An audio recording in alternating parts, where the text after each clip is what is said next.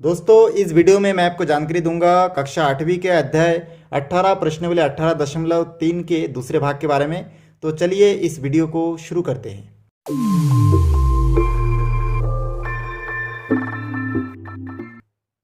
यहाँ पे आप देख सकते हैं ये जो प्रश्न नंबर 3 है, यहाँ पे लिखा हुआ है क्रम विनिमय नियम द्वारा रिक्त स्थानों की पूर्ति कीजिए। तो यहाँ पे पहला प्रश्न है। अब इसमें क्रम विनिमय नियम है, देखिए मैं साइड में लिख के रखा हूँ a plus B equal to B plus A. मतलब जो प्रथम पद में है उसको दूसरे पद में लिखना है दूसरे तरफ, और जो दूसरे पद में है उसको दूसरे तरफ प्रथम पद में लिखना है। मतलब इसको एक्सचेंज इस प्रकार से कर देना है, पहले को दूसरे नंबर पे और दूसरे को पहले नंबर पे और पहले को दूसरे नंबर पे आपको चेंज करके लिखना है दूसरी तरफ। तो इस प्रकार इसमें देखिए 2/3 गुना 4 है, 4 पहले नंबर दूसरे नंबर पे इस तरफ, इधर पहले नंबर पे। तो इसको चेंज करके जैसे हम लोग इससे पहले जोड़ना और घटाने में देखे थे वैसे ही इसमें आपको हूबहू वैसे ही आपको लिखना है। अब ये गुना है, इसमें खाली निशान इतना ही फर्क है कि इसमें गुना का निशान है, और इससे पहले जो हम लोग देखे थे उसमें आपका प्लस का निशान था। यहाँ पे देखिए 11/19 लिखा है, गुना के बाद कुछ नहीं है, डेस है, बराबर 1/2 गुना के बाद कुछ नहीं है। तो आपको देखना है कि 11/19 पहला नंबर पे है, इसको दूसरे तरफ दूसरे नंबर पे लिखना है। और इस प्रकार से यहाँ पे देखिए जो पहले नंबर पे है इसको दूसरे नंबर पे लिखना है, ठीक ना। तो इस प्रकार से 1/2 इस तरफ आप लिख देंगे। तो देखिए ये हमारा रिक्त स्थान पूरा हुआ। तीसरा नंबर प्रश्न में 7/9 माइनस 13/17, मतलब दोनों पक्षों में एक जैसा संख्या होना चाहिए। देखिए 7/9 दूसरे नंबर पे है तो इधर पहला नंबर पे लिख दीजिए 7/9 को, और इधर माइनस 13/17 दूसरे नंबर पे है, इसको इधर पहले नंबर पे लिख दीजिए। और कुल मिला के लिखने के बाद अब देखिए कि यहाँ पे दोनों साइड में एक जैसा संख्या है कि नहीं। -3/17 7/9, इधर भी -3/17 और 7/9 बराबर किस तरफ भी है, इस तरफ, दोनों तरफ इक्वल होना चाहिए। इस प्रकार से देखिए बहुत आसानी से आपका तीसरा नंबर प्रश्न सॉल्व हो चुका है। चलिए चौथा नंबर प्रश्न देखते हैं। चौथा नंबर प्रश्न में आप लोग देख रहे होंगे, यहाँ पे देखिए लिखा हुआ है कि रिक्त स्थानों की पूर्ति साहचर्य नियम से कीजिए। अब इसमें साहचर्य नियम क्या होता है उसको मैं साइड में लिख के रखा हूँ। इस प्रकार देखिए, इससे पहले हम लोग पढ़ चुके हैं a plus B plus C, लेकिन ये मल्टीप्लाई के फॉर्मेट में है।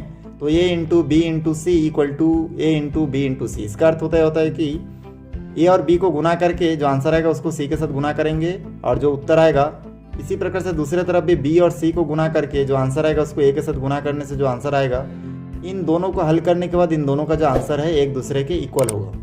तो ऐसे हम लोग आगे प्रश्न में देख चुके हैं इससे पहले भाग में कि ऐसा होता है कि नहीं होता वास्तव में। तो इस प्रकार यहाँ पे भी देखना है 1/2 इंटू, देखिए ब्रैकेट के अंदर दोनों है, तो इस नियम के अनुसार यहाँ पे c का गुना a के साथ भी हुआ है, और इस यहाँ पे देखिए इन दोनों में आपको दिख रहा है कि 1/2 सिंगल है, बाकी डबल डबल नहीं है, गुना में है। तो 1/2 को दोनों में हमको बांट के लिखना है। तो हम लोग कैसे लिखेंगे उसके बारे में यहाँ पे बताना है। तो सबसे पहले हम लोग क्या करेंगे, यहाँ पे जो रिक्त स्थान है यहाँ पे देखेंगे कि कौन सा ऐसा नंबर है जो मिसिंग है, जिससे कि ये दोनों देखिए एक दूसरे के बराबर हो जाए, ये दोनों पक्ष। तो यहाँ पे हम लोग देख रहे हैं कि इसमें देखिए इस तरफ 1/2 है, 17/6 है, 2/9 है, इस तरफ 1/2 है, 17/6 है, खाली मिसिंग है 2/9। तो यहाँ पे हम लोग लिखेंगे 2/9। तो इस प्रकार देखते हैं कि यहाँ पे जो 3 परिमेय संख्या था वो तीनों परिमेय संख्या इस तरफ भी हो चुका है, मतलब इसलिए ये तीनों इन तीनों के बराबर है। तो अब ये सेटिस्फाइड होगा, क्योंकि इधर देखिए ABC है तो इधर भी ABC है, ठीक ना। ब्रैकेट कहीं पर भी रहे लेकिन संख्या दोनों तरफ एक जैसा होना चाहिए। चलिए दूसरा नंबर में देखते हैं। दूसरा नंबर प्रश्न में आप देख सकते हैं कि यहाँ पे हमको क्या लिखना है इस रिक्त स्थान में, उसके बारे में इसमें पूछा गया है। और ये जो 4 के बाद में रिक्त स्थान दिया गया बुक में, ये गलत है। यहाँ पे कोई रिक्त स्थान नहीं होगा, इसको आप मिटा सकते हैं। तो यहाँ पे आप देख सकते हैं कि मिस्टेक से बुक में यहाँ पे भी रिक्त स्थान दिया गया था, तो आपको सब नहीं देखना है, यहाँ पे देखना है। देखिए यहाँ पे 1/4 है, खाली -1/2 और -2/5 जो है इसमें मिसिंग है। तो इस प्रकार से आपको यहाँ पे देख के इन दोनों चीज़ को यहाँ पे फिल करना है। तो यहाँ पे आप लिख सकते हैं -1/2, और दूसरे रिक्त स्थान के जगह पे आप लिख सकते हैं -2/5। तो इस प्रकार आप देखेंगे कि -1/2, -2/5, 1/4 इस तरफ भी है। चलिए तीसरा नंबर देखते हैं। तीसरा नंबर में आपको क्या करना है, 4/7 इंटू -25/3 गुना 1/5 लिखा है। इसमें तीनों ही संख्या लिखा हुआ नहीं है, तो इन तीनों को आपको लाइन से बिठा देना और कुछ नहीं करना। जैसे 4/7 -25/3 और 1/5। तो इस प्रकार से ये तीनों आप बिठा देंगे। तो इस प्रकार देखिए बहुत आसानी से ये चौथा का जो रिक्त स्थान है इसको आप साहचर्य नियम से पूर्ति कर सकते हैं। चलिए 5वां प्रश्न देखते हैं। यहाँ पे देखिए प्रश्न 5 में नीचे दिए गए कुछ प्रश्न दिए गए, उसमें किस नियम से संबंधित है उस नियम को इनके आगे लिखना है। तो यहाँ पे आप जैसे ध्यान से देखेंगे 7/12 और ब्रैकेट के अंदर 1/9 + 5/3 है वहाँ, और देखिए 7/12 2 बार है, मतलब 7/12 को 1/9 में और 5/3 में वितरित किया गया है। इसलिए इसमें हम लोग लिखेंगे वितरण नियम, क्योंकि इसमें वितरण नियम का उपयोग किया गया है। तो इस प्रकार से आप लिख सकते हैं कि वितरण नियम। दूसरा नंबर प्रश्न में देखिए 5/7 को इसमें भी दोनों संख्याओं में वितरण किया गया है, तो इसमें भी आप लिखेंगे वितरण नियम। बहुत आसान है। 3 नियम हम लोग अभी तक जानते हैं। एक है आपका क्रम विनिमय नियम, दूसरा है साहचर्य नियम, तीसरा है वितरण नियम और योज्य प्रतिलोम, योज्य तत्समक, ये सब हम लोग देख चुके हैं। अब इसमें तीसरा नंबर में देखिए यहाँ पे लिखा हुआ है 8/11 × 3/7 = 3/7 × 8/11। तो दोनों तरफ तो एक ही जैसा संख्या है, लेकिन इसका क्रम चेंज है। 8/11 पहला नंबर पे है, लेकिन बराबर किस तरफ देखिए दूसरे नंबर पे है। तो ये आपका क्रम चेंज हुआ है, इसलिए हम लोग इसमें लिखेंगे क्रम विनिमय नियम। तो इस प्रकार बहुत आसानी से आपको यहाँ पे ये सब लिखना है। उसके बाद यहाँ पे देखिए चौथा नंबर में 5/3 × 3/5 = 1 प्राप्त हुआ। तो ये कौन सा नियम इसमें अप्लाई हुआ है? जब भी हम लोगों को किसी भी दो परिमेय संख्या को आपस में हल करते हैं और उसका आंसर 1 प्राप्त होता है, तो हम लोग बोल सकते हैं कि इसमें हमको गुणात्मक प्रतिलोम प्राप्त हुआ है। तो यहाँ पे हम लोग लिखेंगे गुणात्मक प्रतिलोम। अगर यहाँ पे योग करके 1 प्राप्त होता तो हम लोग लिखते हैं योगात्मक प्रतिलोम, लेकिन यहाँ पे गुणा करके प्राप्त हुआ, इसलिए हम लोग लिखेंगे गुणात्मक प्रतिलोम। उसके बाद 5वां नंबर में देखिए -3/12 × 1 = 1 गुना -3/12 ऐसा करके लिखा हुआ है। तो इन दोनों को हल करने के बाद यहाँ पे हमको जो रिजल्ट प्राप्त होता है वो देखिए प्राप्त हुआ -3/12। तो इस प्रकार से हम लोग इसको लिख सकते, तीनों एक दूसरे के बराबर है और इन तीनों में ही एक गुना हो रहा है, इसलिए हम लोग लिखेंगे गुणन तत्समक। तो जब भी हम लोग 1 से गुना करते तो उसको लिखते हम लोग गुणन तत्समक। तो इस प्रकार 1 से गुना करने से कोई भी संख्या हमको रिटर्न में वही संख्या मिलता है, तो इस प्रकार से उसको हम लोग गुणन तत्समक नियम कहते हैं। चलिए 6वां नंबर प्रश्न देखते हैं। यहाँ पे देखिए 6वां प्रश्न में लिखा है निम्न के व्युत्क्रम लिखिए। व्युत्क्रम लिखना बहुत आसान है। सबसे पहले आपको यहाँ पे क्या करना है, 4 है, 4 का व्युत्क्रम मतलब इस 4 के नीचे देखिए कुछ नहीं है, बटे के नीचे जो है उसको आपको ऊपर करना है। तो जो भी सिंगल संख्या है जिसके नीचे कुछ नहीं है उसके नीचे 1 है, तो 1 को ऊपर लिखेंगे और बटे के नीचे 4, मतलब संख्या को उलट कर लिख देंगे। तो 4 का व्युत्क्रम 1/4 प्राप्त होगा। दूसरा नंबर देखिए -17/5, ये तो परिमेय संख्या मतलब दोनों अंश और हर दोनों दिख रहा है, इसलिए इसमें हमको 1 वगैरह नहीं लिखना है। इसमें हमको नीचे के हर को ऊपर लिखना है और ऊपर के अंश को नीचे लिखना है।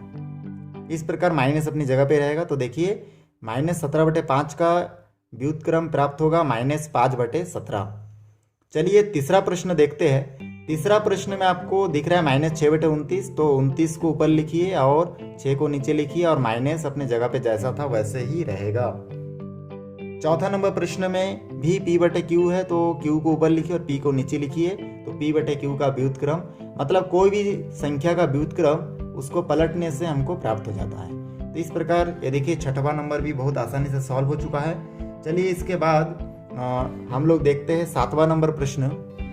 दोस्तों यहाँ पे देखिए ये 7वां नंबर प्रश्न हम लोग सॉल्व करेंगे। उससे पहले अगर वीडियो अच्छा लग रहा होगा तो आप बिल्कुल इसको सब्सक्राइब करना ना भूलें, और हमारा पिछला वीडियो नहीं देखे तो उसको भी आप लोग यहाँ पे ऊपर आई बटन पे प्रेस करके देख सकते हैं, और हमारे चैनल के प्ले लिस्ट में जाके भी आप पूरी वीडियो को देख सकते हैं। उसके बाद देखिए सत्य असत्य लिखिए। 7वां में लिखा है किसी परिमेय संख्या एवं उनके व्युत्क्रम का गुणनफल 1 होता है।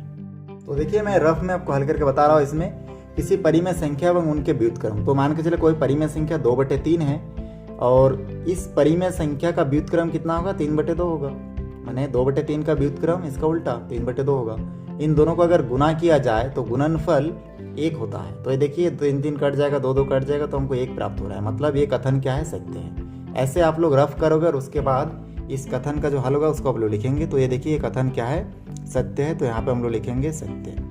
उसके बाद दूसरा नंबर प्रश्न में देखिए लिखा हुआ है, यदि x का व्युत्क्रम y हो तो y का व्युत्क्रम 1/x होगा। तो x का व्युत्क्रम y है तो y का व्युत्क्रम इतना 1/x होगा कि नहीं, उसको हम लोग देखेंगे। तो उस चीज़ को यहाँ पे रफ में मैं प्रैक्टिकली देखूंगा कि x का व्युत्क्रम y होता है तो y का व्युत्क्रम 1/x होगा कि नहीं। तो नहीं होगा, क्योंकि x का उल्टा अगर y होता है तो y का उल्टा क्या होना चाहिए, खाली x होना चाहिए, ठीक ना। ये सही होता, लेकिन ये दिया हुआ है तो ये क्या होगा, गलत होगा। तो इस प्रकार से हम लोग यहाँ पे नोट करेंगे असत्य। देखिए ऐसे आपको नोट करके ही फिर पता चलेगा कि सत्य है कि असत्य। चलिए तीसरा प्रश्न देखते हैं इसके तीसरा प्रश्न में देखिए यहाँ पे लिखा हुआ है कि एक धनात्मक परिमेय संख्या का गुणन प्रतिलोम ऋणात्मक परिमेय संख्या होती है। अब धनात्मक संख्या का गुणन प्रतिलोम ऋणात्मक संख्या होती है, ऐसा होता है कि नहीं उसको हम लोग देखेंगे। तो देखिए धनात्मक संख्या का गुणन प्रतिलोम मतलब धनात्मक संख्या को ले लेते हैं, जैसे 2/5 ले लेते हैं, इसके साथ 1 का गुना करेंगे तो 2/5 ही प्राप्त होगा। ये तो धन में ही प्राप्त हो रहा है लेकिन ऋण में प्राप्त नहीं हो रहा है, ठीक ना। तो इस प्रकार से ये कथन क्या हो जाएगा, आपका असत्य होगा। तो यहाँ पे हम लोग लिखेंगे असत्य। चौथा नंबर आखिरी प्रश्न हमारा यहाँ पे बचा हुआ है। इसमें देखिए लिखा हुआ है कि शून्य किसी भी संख्या का गुणन प्रतिलोम नहीं है। तो शून्य किसी संख्या का गुणन प्रतिलोम का अर्थ होता है कि हमको उसी संख्या प्रतिलोम से गुना करने से हमको वही संख्या रिटर्न में मिलता है। जैसे 2/3 का गुना करेंगे 1 के साथ तो 2/3 मिलेगा, 4/5 का गुना करेंगे 1 के साथ तो हमको 4/5 ही मिलेगा। लेकिन 4/5 का अगर गुना हम लोग शून्य के साथ करेंगे तो शून्य मिलेगा, एक हमको वही संख्या ये 4/5 ही नहीं मिलेगा, हमको क्या मिल रहा है, शून्य मिल रहा है। इसलिए ये कथन क्या है, सत्य है। तो इसको हम लोग लिखेंगे सत्य है। इस प्रकार से देखिए आपका जो दूसरा भाग है ये कंप्लीट होता है। दोस्तों मेरा वीडियो आपको अच्छा लग रहा है तो वीडियो को लाइक करें, शेयर करें, सब्सक्राइब करें और बेल आइकन को भी प्रेस करें ताकि जब भी मैं कोई नया वीडियो बनाऊं तो उसका नया अपडेट सबसे पहले आप तक पहुंचे। धन्यवाद।